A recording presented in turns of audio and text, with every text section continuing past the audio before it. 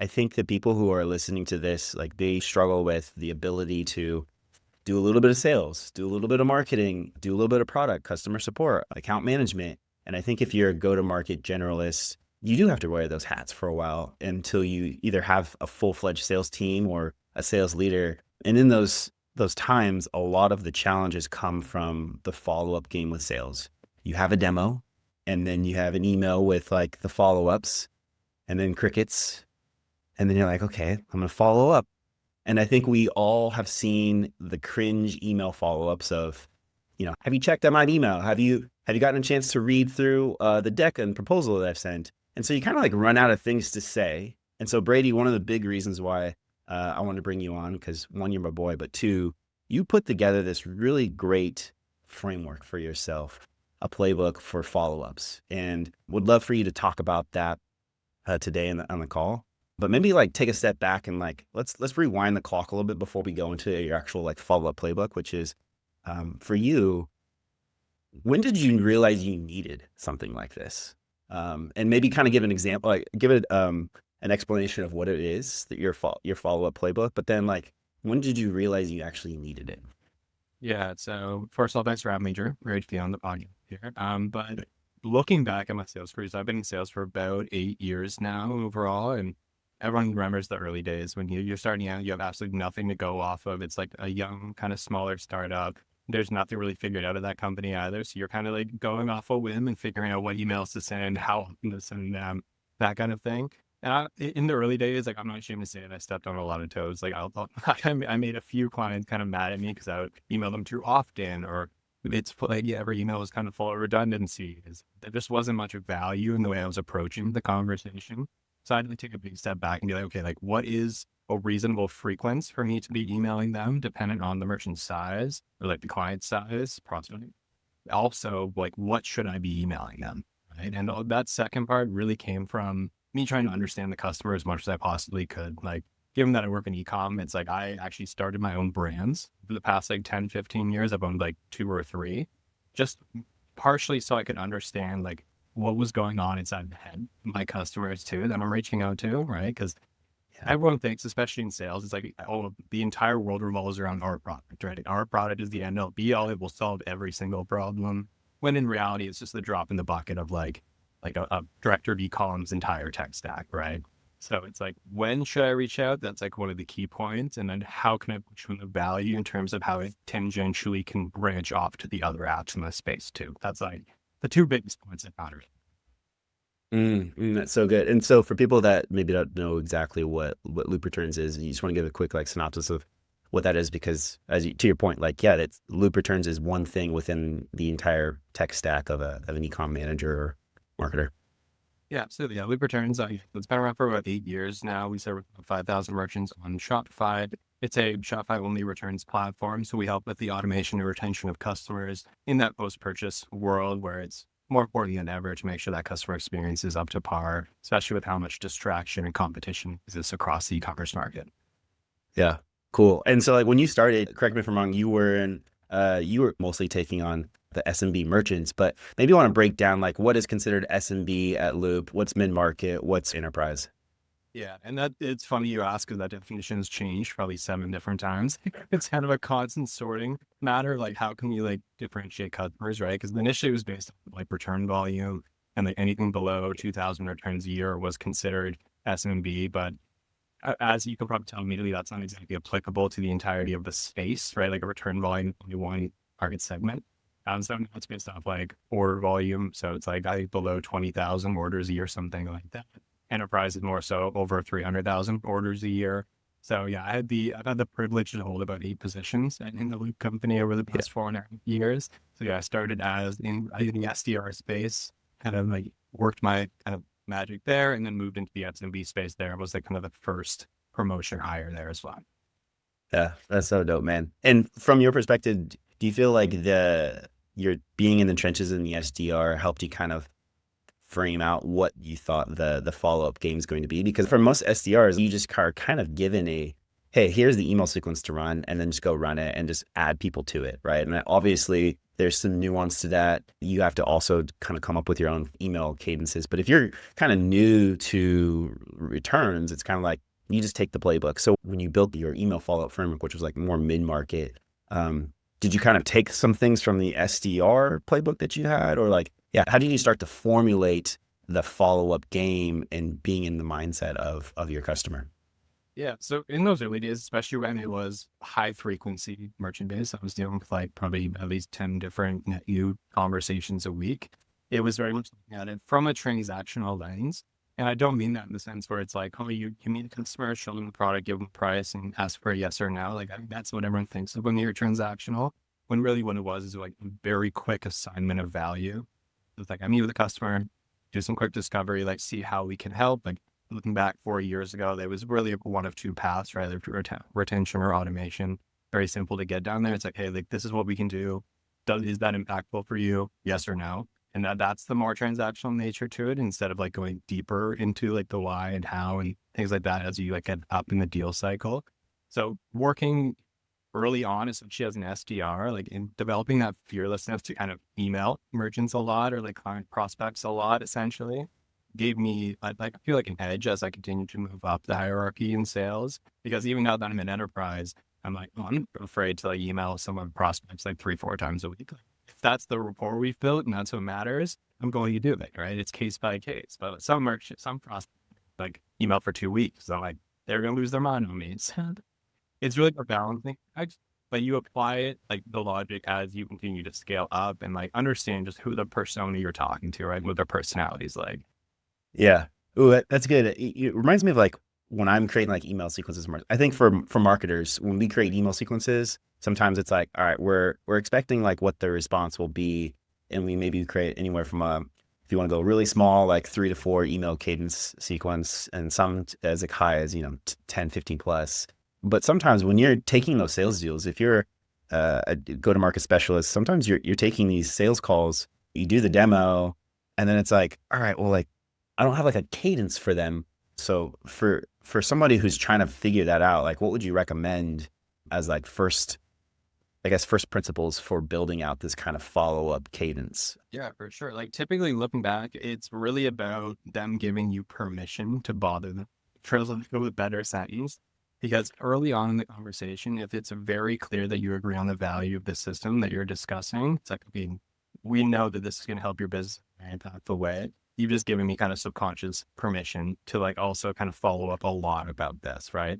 And the creativeness of that follow up, I think they exaggerate a lot. Like they think they need to make up these like crazy long emails that like go over every feature and every single integration. And it's like, hold on, let's like back up and be like, first, your follow-up email can just be like a succinct email going over the value you spoke about, maybe the price point, depending on the conversation and where you're at in the deal cycle.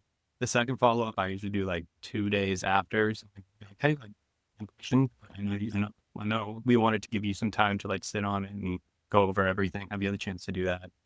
Third email, it really depends on their an action from there, right? Like if it's something responded, and I use like some software called Superhuman, which I recommend to virtually everyone I've ever spoke to.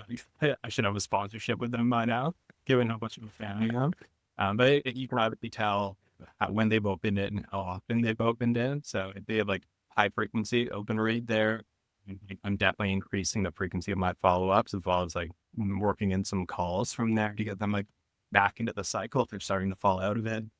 I think where that process can differentiate is if in that first call there wasn't like a very clear assignment of value, because then after like 2-3 follow-ups, it's like I can kind of tell immediately that this merchant's like, yeah, this would be nice, but maybe like it's probably not going to happen. So I'll send like my follow-up, I'll send like 2 emails after that, and maybe a breakup email being like, hey, like I know we went over this and it could do this. Like, is that not a priority anymore? Or I can close things out. Like, let me know where I dropped the ball here. Like, it's like trying to make it a little bit more emotional to like get a response out of them, even if it's negative. That way you can like improve the process going forward. Yeah. Ooh, you hit on something that I've experienced myself in the past few roles, where I'm kind of like building out just like the outbound sales efforts or the inbound sales process. And it's so common for like, you get on with the founder, you pitch the product, and I don't necessarily think we go into those calls with understanding what do we want to get out of it. And so like you just touched on that, like making sure you align on like what's the clear value here. So maybe touch on that a little bit of like how do you assess, maybe it's unique for Loop, of course, but like from your perspective, like how do you feel like people who are maybe not sales is like all they're doing other things. Like how do you feel like they should think about going into those calls, assessing what's the end goal here with this call? 100%. Like first, I think it starts with like you establishing like a good like initial plan for the call, like an agenda. Essentially, it's like, hey, like this is what I plan to cover. This is what I want to get out of the call. Like, what do you want to get out of the call? Right? Because no matter what person you're talking to at that point, like hopefully they'll be candid with you and tell you exactly what they need out of that call in order to make them feel a little more sound about it and to justify it. Because especially like you mentioned, if we're talking to a founder, like this is probably their 10th sales call this week if it's a smaller startup or something, right? So it's like there's a lot of noise in that space. And if you just pollute that with more of like more of the same, essentially, you're never going to get through. So it's really about having that conversation early on. It's like I'm not even sharing my screen for like our first call normally, especially in enterprise now. It's just like, hey, like tell me about your business. What's going wrong right now? Let's like try to diagnose some of this pain so that I can like choose and figure out how we can actually make an impact, right? Because sometimes we can't, and that's like something you be upfront about. It's like, hey, listen, like you have that problem. I don't have a solution for that, like, but this partner might have a solution for that. So and that's like kind of a candid thing. They'll always remember that, right? Because people Yeah. truly remember. They don't remember the product. They remember how you made them feel at the end of the day. Yeah. Like Yeah. you want a word, they're going to come back to you again and again, and that's happened to me kind of again and again as well. Yeah. That's good, man, because going into the call, especially working from home, we book our calendars like back to back to back to back to back. And like you really don't give yourself enough time to, even if it's just 5 minutes to think like through what am I trying to get out of the call? Because that is actually probably the best way to service a potential customer, right? Is, hey, this is what we're thinking that we're getting out of the call. What do you want to get out of the call? That's not salesy. It's actually giving the value. Because then, like to your point, but when they tell me these types of things, it gives you the permission to quote unquote bug them and follow up because you've aligned on like, hey, if we get this on the call, we get the value or the thing that they want. Now it's up to me to kind of continually follow up because they got so many other things that they're working on. So maybe touch a little bit about when you've aligned on value with them in the first call, or in your case, I know your first calls now are a little bit different, but back when you're in mid market, which I think a lot of these people will be that are listening to this, you know, they align on the value, and then you do one or two follow-ups. If they're using Superhuman or some sort of like other software to see if people are opening up the emails, maybe they're opening up the emails, they're not saying anything. Do you just continue to give them like super short email check-ins? Like some people think about, I need case studies. I need to, here's the latest what's going on, you know, with our software. Like, I think there's a pressure to kind of like go to marketing and get that stuff. But from you, I feel like you had a different perspective on that. Yeah, well, a lot of the time too, like I love email. Like email's super easy. It's convenient, and depending on like the vertical or industry you're in, like e-commerce, for example, it's how everyone communicates, right? Like people still call and calling still works. Don't get me wrong, but email is just like the prime example of how people reach out to each other. I've found though, if you want to have like the absolute highest win rate possible and have like the most honest conversation with your merchants or your prospects, clients, hopefully, then getting on calls is the best way to do that, right? Like emails should be to facilitate your next steps leading to a call, usually. So like Mhm. with most of my situations, like you mentioned with like case studies or like new feature releases, something like that, I'm not giving them information overloading that email because they won't read it, right? It's like, hey, listen, like, I know you cared about XYZ in our previous call. We've also released feature ABC that will help diagnose problem 1, 2, 3 and solve it. Like, can we get on a call, or do you have availability on Friday at 1 p.m. to go over that quickly and see how we can expand that? And often that just helps like revitalize deals that are going cold. But yeah, I have like a rule for myself now, and especially even like in mid market, this was huge too with like the higher frequency of deal cycles and how much quicker they were. Is I try not to get off a call without another call scheduled, right? Because then I have like an easier time with the follow-up process, right? Like if you just Mhm. take one call, you establish the value, the price point, all of that in that call, and then from there it's just email based. Like there's probably a 50% higher chance that merchants or clients just going to fall off of the deck. Yeah. So usually Yeah. it's like try to schedule that call within 3 to 4 days, like longer if absolutely necessary, but just trying to keep it going through the cycle and set like a really solid agenda for that call on the previous call. So it's like in terms of my cycle, even in mid market, sometimes it was like, hey, we'll do like discovery into the entire process of like the merchant, like understand their true problems and pain points.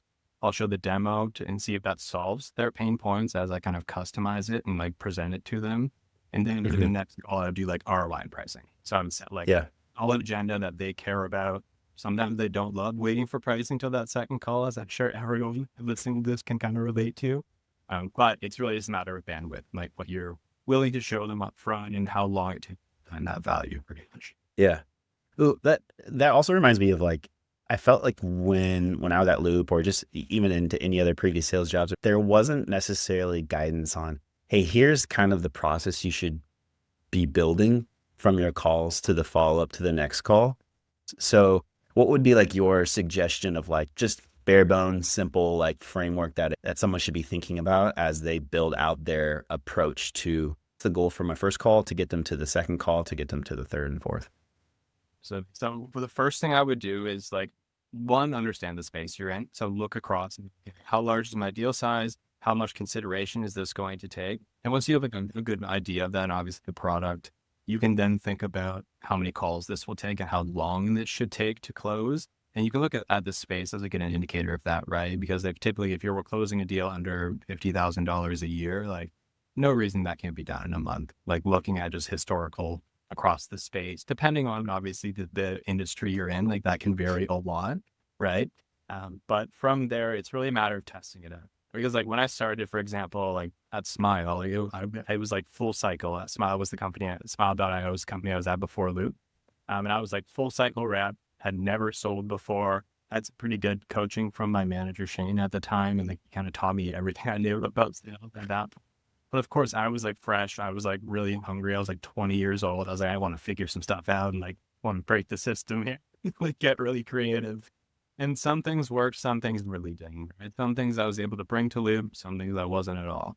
So it's really an element of like trying to drive away from what's comfortable and testing out new things, right? Like even different lines of questioning on calls, because sometimes it'll hit, sometimes it just absolutely it'll crash and burn. But if you find out, then you're never going to kind of continue to propel yourself into like a better circumstance. Yeah. That's good. So you've transitioned from mid-market to enterprise recently. So like maybe talk about what are some of those lessons that you've learned, like, oh, like this doesn't work at enterprise like it did in mid-market. So like what have you seen? What's funny is actually like the quick emails, like a lot of that kind of short-term email structure doesn't work that much. Like enterprise structures, especially because I'm talking usually to like a one employee at like a 120 employee company or something like that, instead of like one employee at a 10 employee company. It's like it takes much longer to get things across the line. And that's one thing for me is like I'm already hungry to close deals and I want to keep performing. But the first 2 quarters, I'm like just kind of still building up, right? So it's like an element of like I should now expect like a 3 to 6 month time to close or something like that instead. And every single deal cycle I'm in now is completely unique. Like there's not really anything similar across each one because of the level of evaluation that's needed. So that kind of reflects on my earlier point, right? Is like understand like the price point you're selling and who you're selling it to and like that valuation needed in that circumstance so that you can then apply it to your day to day. Because at the beginning, I tried to work it similar to like upper mid market deals, and yeah, it did not work at all. But I tried quickly change that process. Had some really good like navigation and direction given to me from my like new team overall. They've been crushing it. So yeah, it's like been a big adjustment that way, but very fulfilling, right? Because people I feel get like kind of complacent might be the wrong word, but settled into like a current role. Maybe they're in like a mid-market role for like 2 years and they're so used to a format like I was that worked well, right? Like I had my format.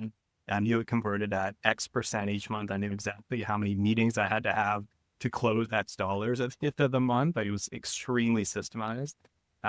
That kind of gets upended when you go into like a new role, and people need that. Like I think I needed like a little bit of a change to continue to challenge myself to figure out a new process, figure out like a new challenge I can address myself, and like win or fail, I'm kind of learning every day because of that. Yeah. Ooh, well, can you share a little bit of some of those? I mean, obviously you shared a learning like your system didn't work like it did in enterprise now, but what are some of those things you're trying to find out now in hopes of maybe systematizing it just a little bit or Yeah, maybe you're like, hey, I'm forgetting systems. I'm just like trying to get better at X or Y. Like, what's kind of those things that you're looking at right now? Yeah, we say a lot that like in enterprise, you're much more of like a quarterback, right? Like, yes, I'm still like selling, but it's more I'm getting the right people in the right room at the right time and may end up with a decision by X, Y date, something like that. So for me, I think if I'm looking at a way to like systemize it still a little bit, right? Like, of course, I need to give room for the custom nature of enterprise and how these deals regularly flow. But I need to ensure like, and to kind of figure out what I'm trying to decide on is like an order for the like the structure of the deals, right? Like, of course, we start with the discovery call, we go into the demo call, we go into the pricing, but then there's like 15 different avenues you can go from there, right? We can go like executive influence, we can go partnership endorsement, we can go like an actual agency endorsement. Like, there's so many different levels that we can take it down. You might to exec connection and have like CEO to CEO conversations. And determining what the right fit is at the right time, I found to be the hardest part, right? Because like I want to do all of it. Like if I do all of it, it's gonna give me the best chance to win a deal. But also like 2 months ago, like to be honest, I had a merchant where I did like four things. I had like three partners reach out to them at exact influence, like reach out at the same time. And she's got like 6 emails, and I was like, oh, I did not tear that up like at all. Like, oh God. So I had to like take a step back and be like, okay, Brady, like relax. One thing at a time. These deals just take longer to close. I was still like myopically looking at it through a lens of this deal needs to close in the next 15 days, like, or the decision will be made in the next 16 days, 15 days. Where in reality, it's like I'm still talking to people right now that I started the conversation from within January, and we're like just now getting to the end date. Maybe it'll take a few more months. That balancing out, it's been a fun thing to kind of learn from.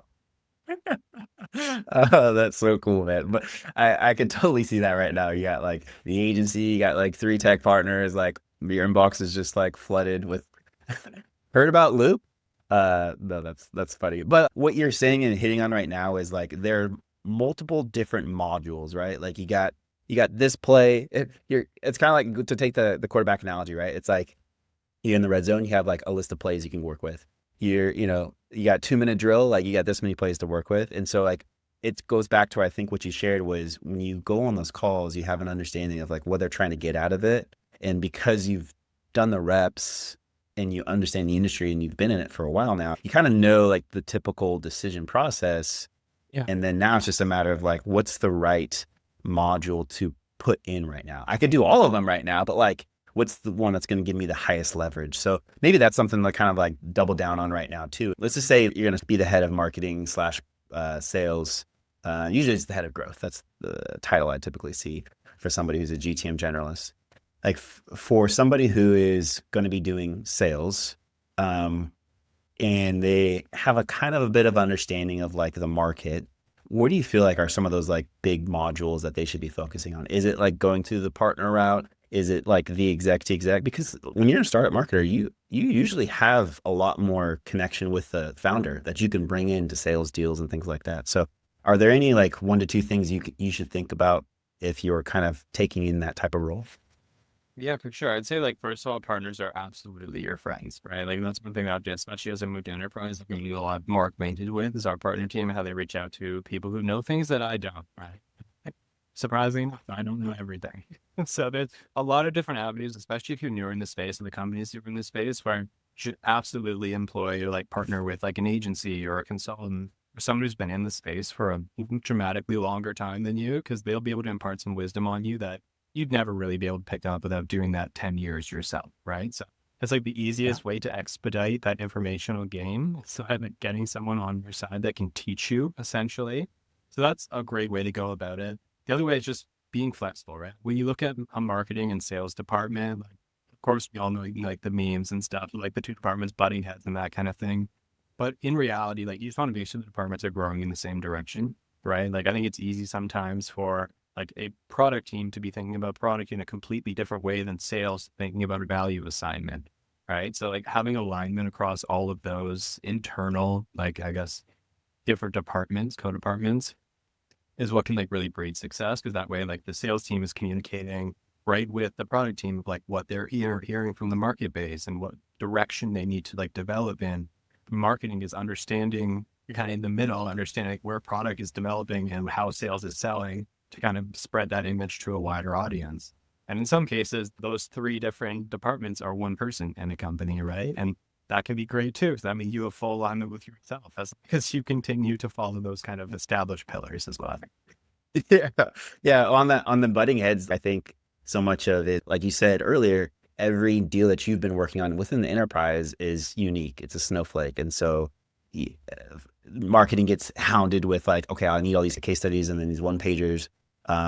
You've said yourself that you don't typically go in and share those right away through email. You have them get on a call and you kind of talk about those things. So from your perspective, what's been the most effective for you as it relates to marketing support? Is it you get to hop on a call and talk about a webinar the team did? Is it a product release? Is it a feature update? Like what's things that have really resonated and helped you? Because I think out there for marketing people, it's like, yeah, what do I get my sales team, right? So like from your perspective, like what have you seen work really well? Yeah, for sure. It's certainly changed over the last few years, as you mentioned, especially in the Shopify return space. Like there's a lot of noise right now. So general company direction and making sure potential customers or prospects understand you to your core has been more foundational than ever, right? Because there's so many like different companies. Why is that feature? ABC 1, 2, 3. You know, it's like, oh no, everyone's getting whiplash because they're looking forth across so many companies. But having a good brand image and direction that doesn't change on a monthly basis is like one of the most critical parts I've found. In terms of my actual conversations directly with like prospects, there's two fronts to it, right? Like our marketing team is obviously very busy, same with our product team, and they can't like meet every single request I have, or they'd be like working solely with me. So it's really about the one taking initiative. Like if I need a one pager, like I have access to the like publicly shareable data. I can build that one. Go get it done, take some initiative, take some really off your team. They'll really appreciate it. You need like one slide change or something. It's like, you can figure out how to work like a Google presentation deck or something. But Yeah. given the stage I'm in now too, that brand direction aside, of course, when it comes to validation of the numbers, especially if you're in a space where you are the premium option, like with this, for example, or historically as known as, there Mhm. needs to be a quantitative way to justify a higher price. So that usually comes from not necessarily fully built out case studies, because those can be cumbersome, like a lot of information. More so like, hey, these are 5 brands that I pulled that I'm not going to share their names because it's very specific data. But these are 5 brands that have the exact same order volume, return volume, demographic, and sell into the same like vertical, like apparel as you. And these are their results. Like, so this Yeah. is tangentially what we should expect from the platform. Does that performance in your eyes justify this investment? So that Yeah. getting really in the weeds there has helped me a ton, because especially if you're talking about ROI cases, if you remember early on at Loop, we were kind of just like starting numbers, like looking at averages across our entire merchant base. And it's like, that's way too general. There's way too many outliers skewing those numbers. So you have to bring in those parameters and like give your merchant a truly good reason to justify like what ROI you're saying, right? Because every single Yeah. brand, every single company is going to say they're going to make like a 20, 30x ROI for the company. It's like, until you Yeah. actually show them how you do that, those are just words on the screen. Yeah. Ooh, what I think you're getting at too is like it feels more real when you're able to say like, hey, it's not polished, right?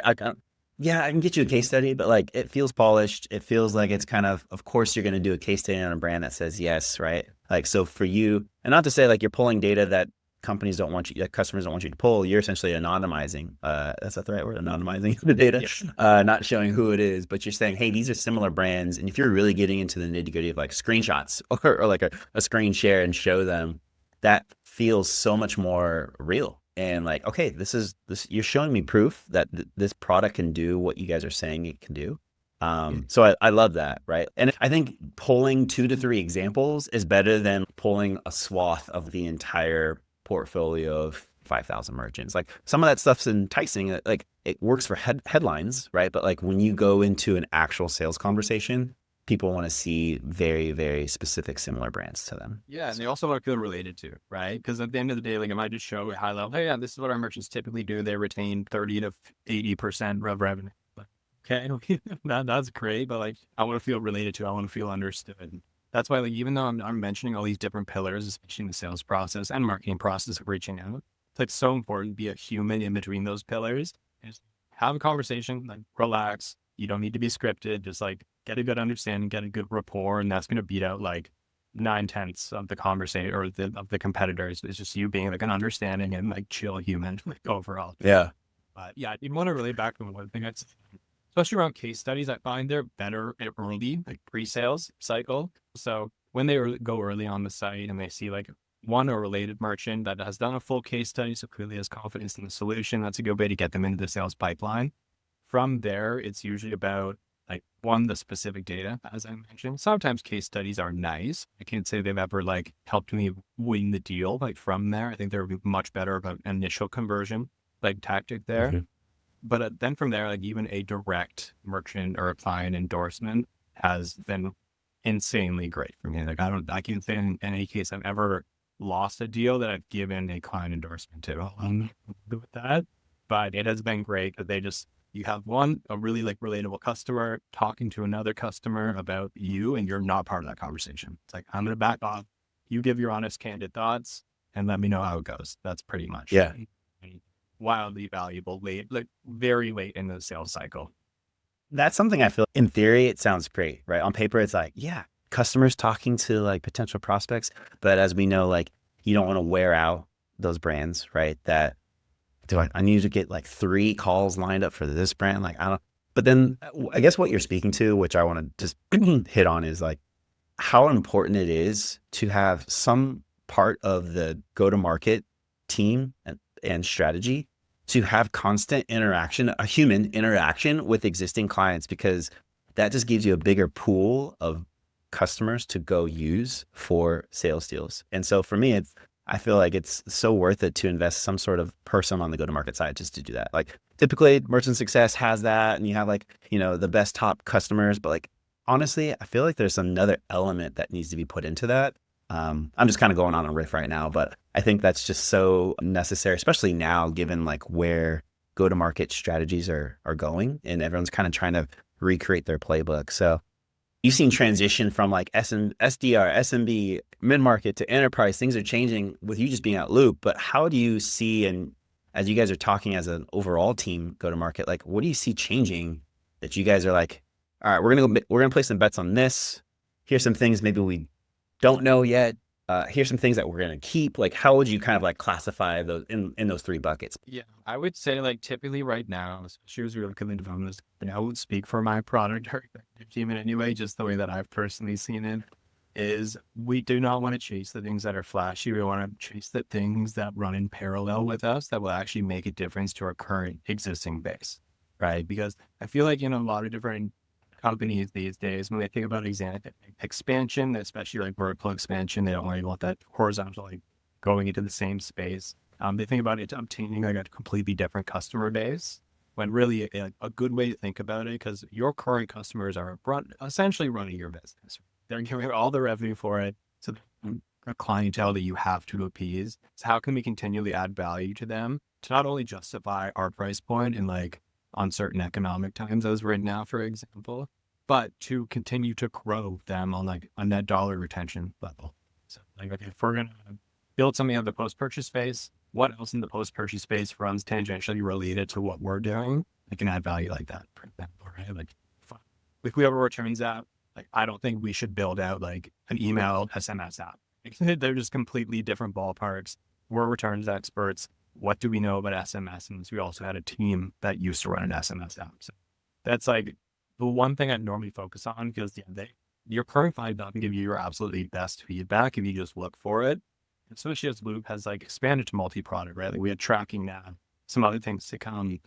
We're thinking about like, how can this help impact our current client base, and can we get high adoption for it as well, right? Because if we don't have high adoption, then clearly there's less misalignment between what direction they think we should go in and what we should grow in. So that's like usually a good test of it is like getting on calls with your current client base, which I get to do now, and one, ask about their experience of Loop, right? And like give some really good feedback there.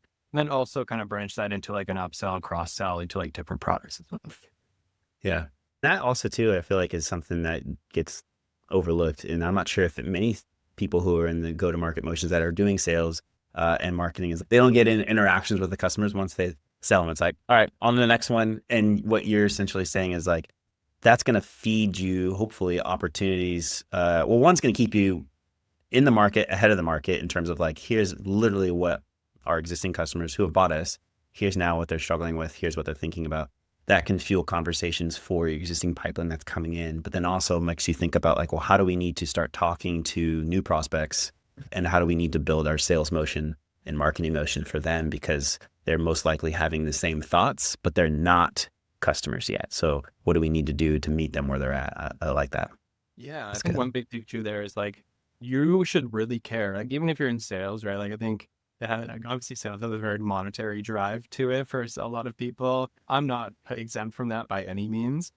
But at the end of the day, like you should really care what happens to your merchants like a year or two after you sign with them, right? Like I almost feel like I take it a little personally when I see a merchant end up churning after like 2 years of Loop, and I know I closed them back in 2023. I'm like, oh, like, what went wrong? Like, where did we miss? Did I misrepresent something? Because that's a good way just to like, even though it's been an exceptional period of time, like I can always be better, right? Like there's always better ways I can preempt conversations to give my merchant success team and my support team a better run of the mill, like kind of example there.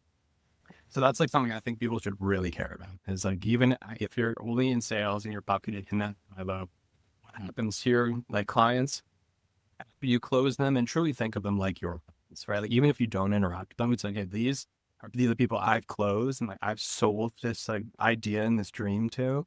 That it does the system follow through. Because if it doesn't, then we need to Yeah. completely change the forefront of our conversation or change the product or something like that. So that's normally how I look about it. A little bit more like emotionally like attached to it overall. I think a better way to learn as you go throughout the process.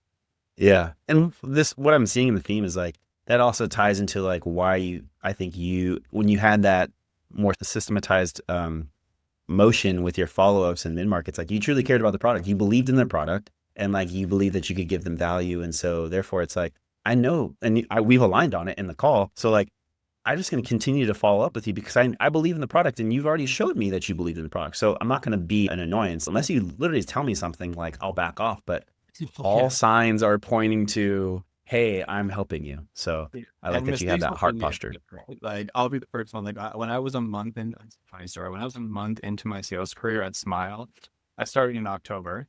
You can guess what a month after October is. I made a call to a merchant on Black Friday, like a cold call. And I got on like, hey, like you have a minute to chat. He goes, what are you doing? What do you mean? He's like, do you know what day it is? I was like, I'm so sorry.